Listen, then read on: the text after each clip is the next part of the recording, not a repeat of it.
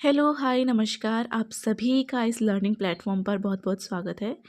हमने एक सीरीज़ शुरू की हुई है जिसमें एचटेट के जो भी 90 मार्क्स का कॉमन सेक्शन के जो सब्जेक्ट्स हैं इनके हम इम्पोर्टेंट टॉपिक्स डिस्कस कर रहे हैं। ठीक है, तो जो लोग आज पहली बार आए हैं मेक श्योर चैनल को सब्सक्राइब कर लो ताकि आपको एचटेट से रिलेटेड एंड जो भी टीचिंग एग्जाम्स हैं उनके रिलेटेड अपडेट्स आपको टाइम से मिल सके।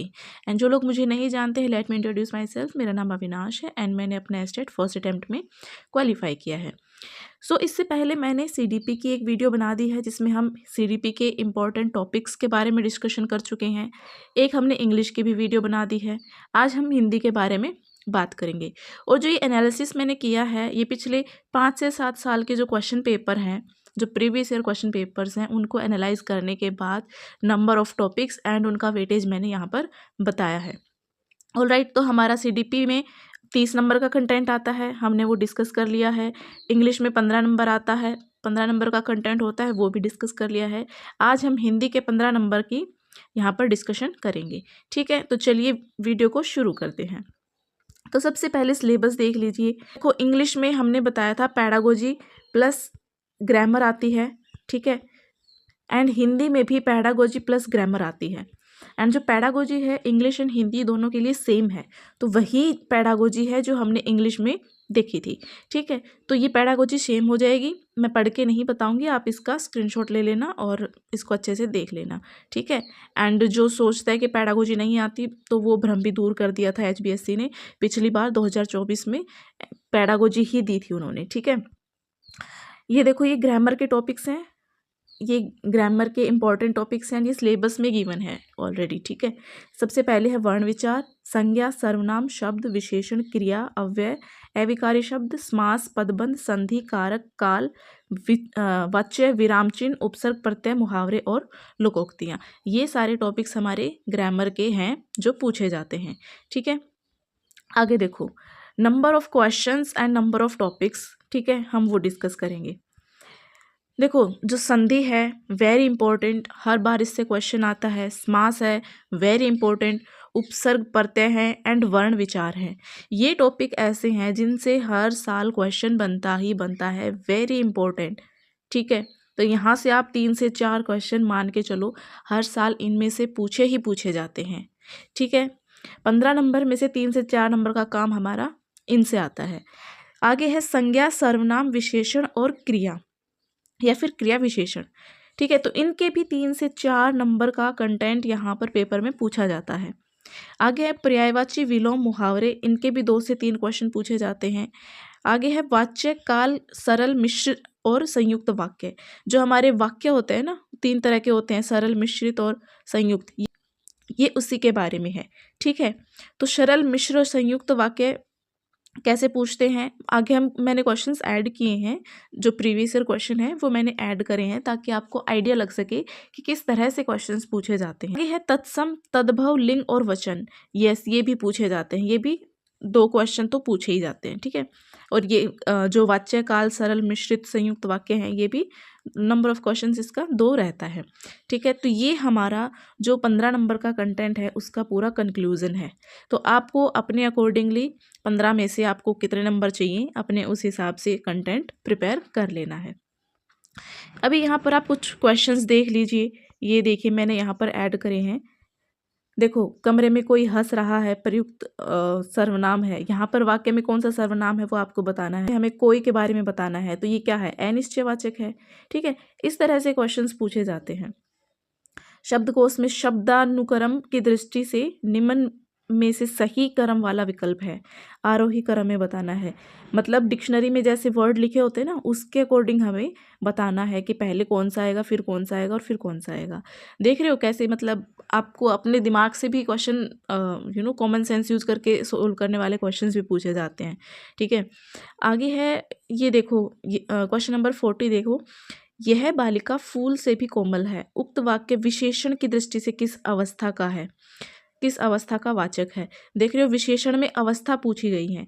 एंड ऐसा ही एक और क्वेश्चन है जो पूछा गया है जिसमें अवस्था ही पूछी गई है। ये देखिए क्वेश्चन नंबर यहाँ पर ये 41 देखिए, इसमें भी विशेषण की कौन सी अवस्था का प्रयोग हुआ है। ठीक है, तो ये वाला क्वेश्चन इंपॉर्टेंट है। एंड ये देखो संधि के किस टाइप के क्वेश्चन पूछे जाते हैं, असंगत विकल्प चुनना है। आपको इनमें से जो असंगत है वो बताना है, तो इसके लिए आपका संधि का कॉन्सेप्ट बहुत अच्छे से क्लियर होना चाहिए, तभी आप बता पाएंगे, राइट। क्वेश्चन नंबर 42 में जो सकर्मक क्रिया पूछी गई है, इनमें से कहाँ पर अच्छे से यूज़ की गई है वो बतानी है ना। तो हैं तो क्वेश्चंस बेसिक, बट थोड़े बेसिक से आपके कॉन्सेप्ट क्लियर होंगे तो आप ये आराम से सोल्व कर पाएंगे, ठीक है। ये देखो क्वेश्चन नंबर 33, प्रत्यय की दृष्टि से असंगत विकल्प चुनिए।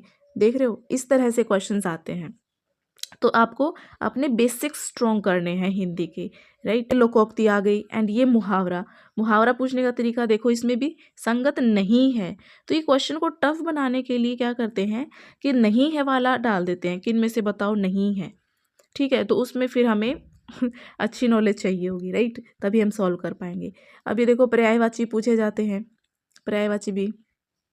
अब इसमें क्या किया, इसका पर्यायवाची ऑलरेडी बता दिया, अब ये पूछ लिया कि किसके पर्यायवाची हैं, ये तो मेंढक के हैं, ठीक है। अब इसी क्वेश्चन को कैसे पूछ सकता है कि मेंढक का पर्यायवाची नहीं है, ऐसे फ्रेम कर देंगे एंड ये इसके तीनों ऑप्शंस में डाल देंगे और एक चौथा ऑप्शन कोई और अलग डाल देंगे, है ना। तो ऐसे भी पूछ लेते हैं। अब ये क्रिया का देखो, एक और क्वेश्चन आ गया, सकर्मक क्रिया, ऊपर हमने अकर्मक क्रिया का देखा था। तो इस तरह से क्वेश्चंस फ्रेम होते हैं और बहुत ईजी चैप्टर है क्रिया वाला, आप एक बार अच्छे से पढ़ोगे ना तो आराम से क्वेश्चन सॉल्व हो जाएंगे, ठीक है। अब विलोम की दृष्टि से असंगत जोड़े को छाटिए, अब इसमें से हमें असंगत बताना है, ठीक है। तो इस तरह से क्वेश्चंस को फ्रेम किया जाता है, थोड़ा इस वजह से टफ हो जाता है पेपर। अब ये देखो, जो पेडागोजी की बात हम कर रहे थे, तो इस तरह से पेडागोजी दी हुई है, ये आप एक बार देख लीजिए आराम से, ठीक है।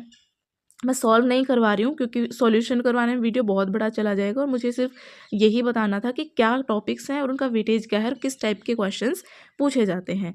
एंड इनका डिटेल में एक वीडियो मैं आपके लिए लेके आऊँगी, टॉपिक वाइज भी लेके आऊँगी, एंड जब एग्ज़ाम पास में आएगा तब एक मैराथन भी हम लगाएंगे जिसमें सारे टॉपिक्स प्लस PYQs में इंक्लूडेड होंगे। अभी बस आप ये देख लीजिए किस टाइप के क्वेश्चंस है, वेराइटी ऑफ क्वेश्चंस आपको पता चल जाएगा। अब देखो, है तो संज्ञा का ही क्वेश्चन, लेकिन कैसे पूछा है, किस भाववाचक संज्ञा का निर्माण व्यक्तिवाचक संज्ञा से हुआ है, तो ये कन्वर्जन का क्वेश्चन है, इजी है, बट अगर आपने पढ़ा होगा तो आराम से कर पाएंगे, ठीक है।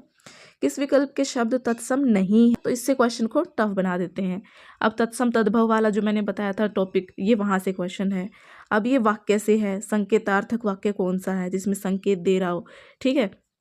अब ये देखो, मछली का पर्यायवाची नहीं है, मैंने बताया था ना कि ऐसे पूछ लेते हैं कि डाल देंगे, एक नाम डाल देंगे, उसके सारे ऑप्शंस जो होंगे वो क्या होंगे, उसके आंसर होंगे, बट एक नहीं होगा, हमें वही ढूंढना होगा, ठीक है। तो इस तरह से क्वेश्चंस को फ्रेम किया जाता है। तो आई होप आपको समझ आया होगा, यही था इस वीडियो में, इतना ही था। एंड हमारा जो मोटिव था कि हम इम्पोर्टेंट टॉपिक्स को डिस्कस कर लें, वो हमने कर लिया है। तो डिटेल में वीडियो आपको मिलेंगी बहुत जल्द, टॉपिक वाइज भी मिलेंगी, विद प्रीवियस ईयर क्वेश्चंस मिलेंगी, ठीक है। तो आज की वीडियो में इतना ही, मिलते हैं हम अगली वीडियो में जहाँ पर हम रीजनिंग के बारे में बात करेंगे, रीजनिंग के इम्पोर्टेंट टॉपिक्स एंड उसके भी हम वेटेज और नंबर ऑफ क्वेश्चंस डिस्कस करेंगे, ठीक है। एंड उसके बाद हमारी मैथ की एक वीडियो आएगी, एंड उसके बाद हरियाणा जीके देखो वैसे तो बहुत वास्ट है, बट ठीक है, उसमें भी मैं एनालिसिस करके बताऊंगी कि सबसे ज़्यादा किस टाइप के क्वेश्चंस पूछे हैं। तो इससे क्या होगा कि आपको 90 नंबर अपना प्रिपेयर करने में बहुत आसानी मिलेगी। ऑलराइट, सो इस वीडियो में इतना ही है, सो मिलते हैं एक अगली वीडियो में। So till then take care, bye bye and Jai Hind.